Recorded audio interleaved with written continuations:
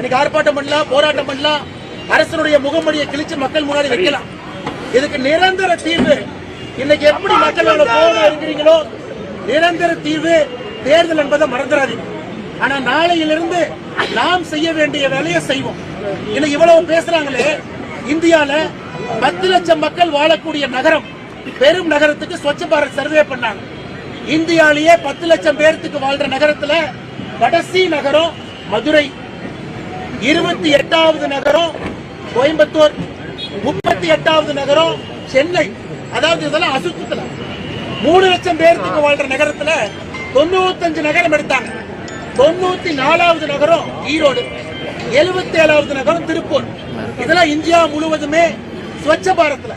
ஆனா இங்கிருந்து திமுக அரசியல்வாதி நார்த் இந்தியனை பார்த்து வடக்கம்பா இண்டோர் முதல் ரேங்க் வாங்கிட்டு இருக்காங்க. குப்பையை சுத்தகரம் பண்றதுல முதல் ரேங்க் வாங்குறாங்க.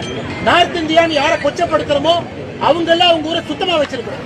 யார் வளர்ந்து விட்டோம் என்று சொல்கின்றோமோ நம்முடைய ஊரை குப்பை காடுகளாக மாற்றி இங்க இருக்கக்கூடிய அரசியல்வாதிகள் கமிஷனுக்காக வேலை பார்த்துட்டு இருக்கிறாங்க.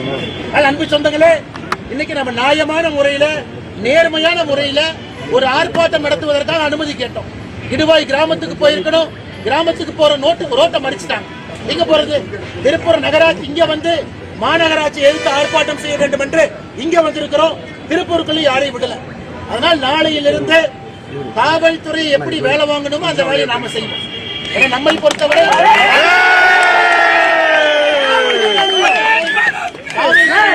பெரும் மதிப்பு இருக்கக்கூடியவர்கள் நாம. பெண்கள் பாதுகாப்புக்கு, குழந்தைகள் பாதுகாப்புக்கு காவல்துறை இருக்கணும்னு நினைக்கிறோம். வெறும் ஒரு அரசியல் கட்சியினுடைய கூட்டத்துக்கு பின்னாடி சுத்தறதுல நமக்கு நம்பிக்கை இல்லை. ஆனா இன்னைக்கு காவல்துறையில நம்ம கேட்டது ஒரே ஒரு அனுமதி கேட்டோம். அவங்க சொல்ற இடத்துல சொல்ற நேரத்துல நீங்க என்ன கண்டிஷன் போடுறீங்களோ நம்ம செய்யறோம். அவங்க போட்ட கண்டிஷனுக்கு ஒத்துக்கிட்டோம்.